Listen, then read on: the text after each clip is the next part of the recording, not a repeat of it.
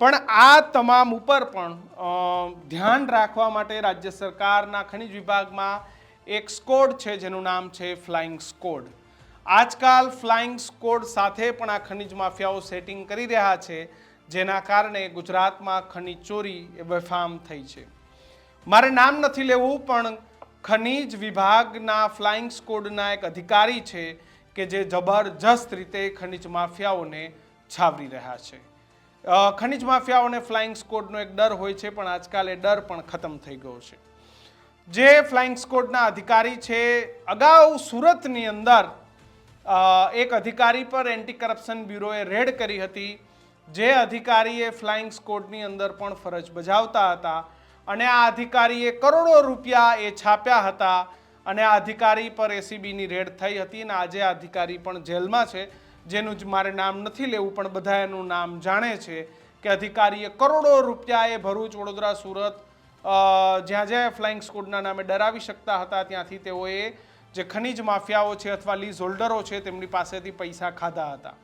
Same જે સુરતથી પકડાયેલા અધિકારી છે તેના જ નકશે કદમ જે ફ્લાઇંગ સ્કોડ છે ત્યાંના એક ઉચ્ચ કક્ષાના અધિકારી ચાલી રહ્યા છે।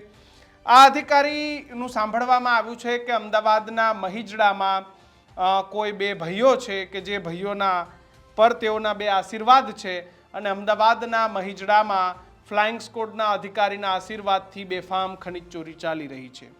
સાથે જ મહેસાણાનું સંગપુર કરીને એક ગામ છે, ત્યાં પણ આ અધિકારીના આશીર્વાદ છે અને અધિકારીના આશીર્વાદથી બેફામ ખનિજ ચોરી ચાલી રહી છે। બનાસકાંઠામાં જે તે સમયે એક ઇન્સ્પેક્ટર છે દેસાઈ કરીને, જેમને ખનિજ ચોરી મોટા પ્રમાણમાં પકડી હતી અને જ્યાં 2 કરોડ જેટલો દંડ આવે એમ હતો, પરંતુ ત્યાં માત્ર 4 લાખ રૂપિયાનો જ દંડ આપવામાં આવ્યો હતો અને તેમાંથી માત્ર 2 લાખ જેટલી જ વસૂલી થઈ હોવાની વાત છે।